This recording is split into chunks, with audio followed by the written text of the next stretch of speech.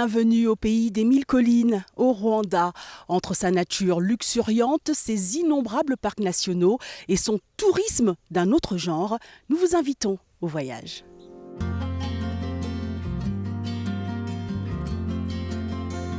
Le Kivu, que le Rwanda partage avec la République démocratique du Congo, fait partie des lieux privilégiés du Congo Nile Trail. Le Congo Nile Trail, ce sont ces parcours qui partent de Gisenyi, dans l'ouest du Rwanda. Des randonnées en VTT de plus en plus prisées par les touristes, accompagnés d'un guide rwandais aguerri. En VTT, le parcours peut durer 7 jours si vous voulez atteindre la destination finale, Cyangungu.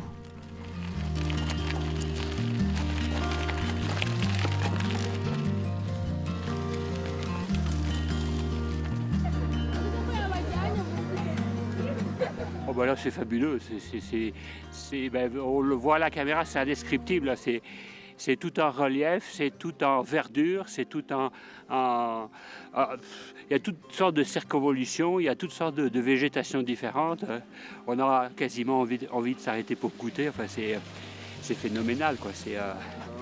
C'est un spectacle unique, on voit pas ça ailleurs sur d'autres sentiers de vélo de montagne, c'est pas plus compliqué que ça quoi. Ah, bonne île, ouais. Mais c'est ça qui est cool parce qu'ils sont pas nécessairement très habitués à voir des touristes passer et ils sont très accueillants. Alors tout de suite c'est les saluts et tout. Alors il y a peut-être une petite gêne au début, mais dès qu'il y a un bonjour, dès qu'il y a un salut, ça change tout. Tout de suite le sourire il éclate et puis là si on s'arrête, on part en discussion en toutes sortes de langues, pas nécessairement les nôtres, mais on arrive quand même à communiquer. Puis l'accueil est toujours sympathique. Là. On se sent toujours en pleine sécurité, en pleine confiance, quoi. Donc c'est vraiment agréable.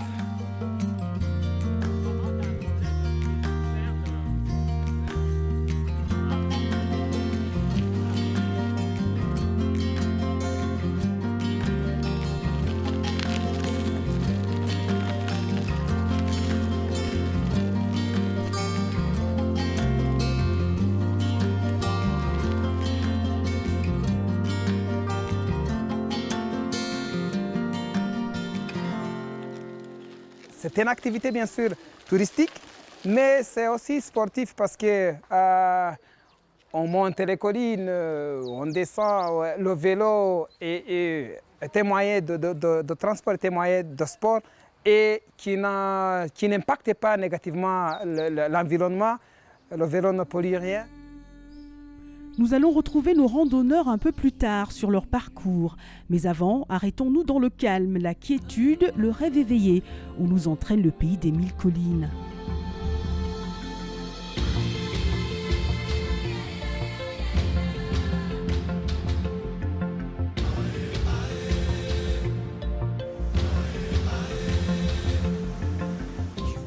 De retour avec nos randonneurs qui poursuivent leur chemin sur le parcours Congo Nile Trail, où il est conseillé de partir tôt le matin pour arriver aux étapes avant le coucher de soleil à 18 h. Le vélo aide les touristes non seulement à faire le sport et voir les activités touristiques, mais aussi arriver au point très loin du pays où les autres moyens de transport ne peuvent pas arriver facilement.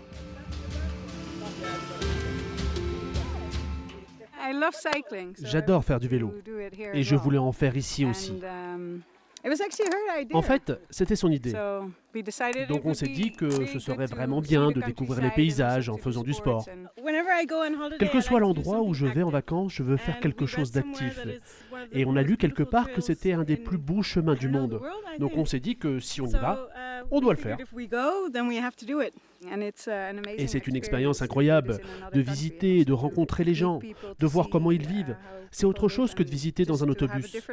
Là, vous pouvez vous arrêter où vous voulez et prendre des photos, par exemple.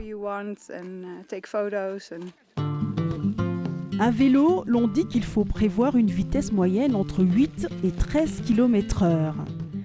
Et c'est une activité d'hommes, mais aussi de femmes. Même si ça paraît très dur comme ça, elles sont aux anges. Ce qui m'étonne le plus, c'est la pureté de la nature et de l'environnement. Tu fais du vélo et tu es si loin des villes et de ce qu'on a l'habitude de voir en Europe.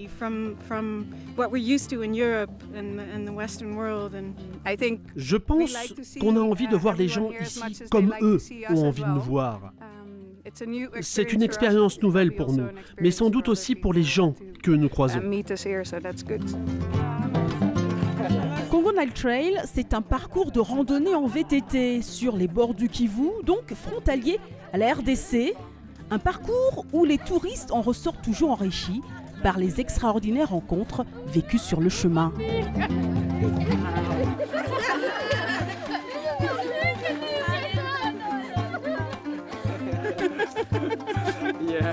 C'est le moyen qui vous connecte à la population et qui dit la population dit la culture, dit l'histoire, dit les activités populaires connexes.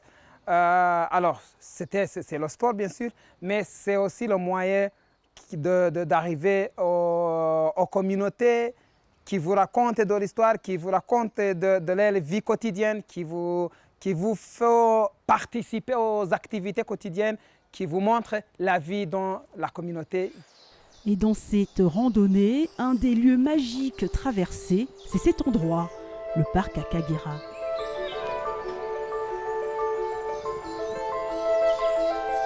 Notre parc national de la Kagera a été créé en 1934. Le parc national de la Kagera, situé au nord-est du Rwanda, un parc de 1100 km² créé pour protéger les animaux de la savane, des montagnes et des marais. Une spécificité de ce parc, les multiples espèces d'antilopes, dont les impalas. Les impalas, il est en train de faire la guerre, lui ne peut perdre une corne.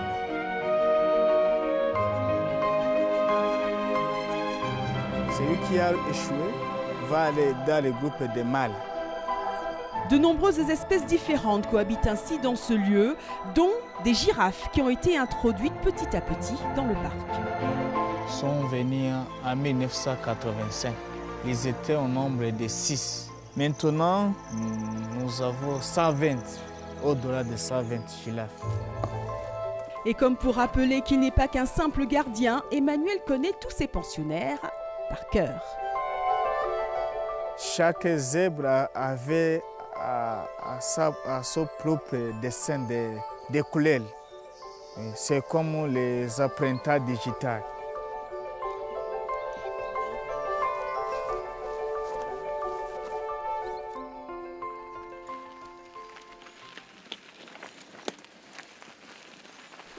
Nos randonneurs poursuivent leur promenade sportive et font une première pause dans un camp spécialement dédié. Tout aménagé et tout confort pour accueillir des touristes fatigués.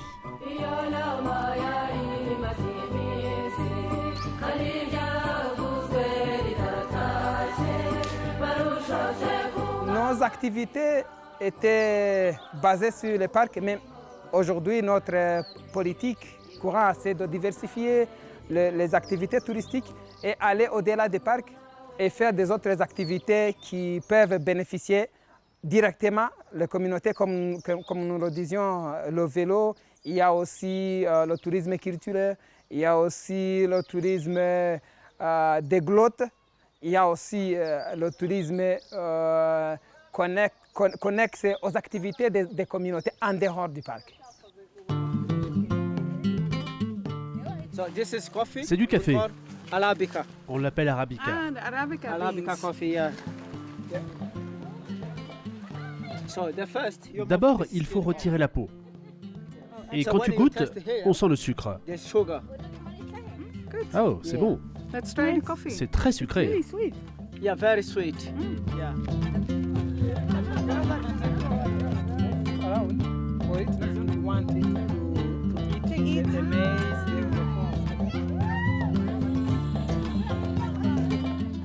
C'est juste incroyable. Grandiose. Aujourd'hui, plus d'1 million de touristes foulent le sol rwandais. Le cap est clairement fixé, devenir une destination africaine incontournable.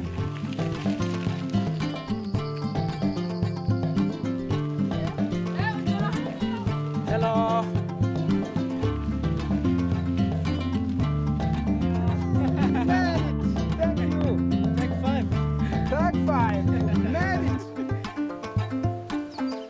L'objectif futur, c'est que le tourisme soit, et bon, comme ça a été, continue à être l'un des piliers économiques du pays et que les bénéfices touristiques arrivent à tout le monde dans le pays.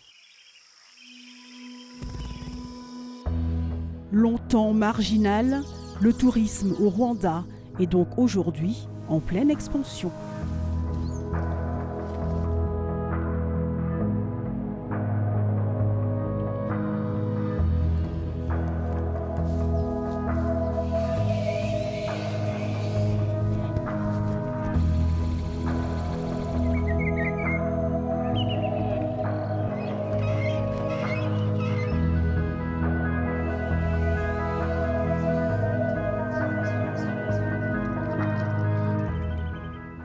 J'espère que vous aurez apprécié cette escale au pays des 1000 collines. Maintenant, c'est à vous de jouer pour venir découvrir ce joyau de la nature.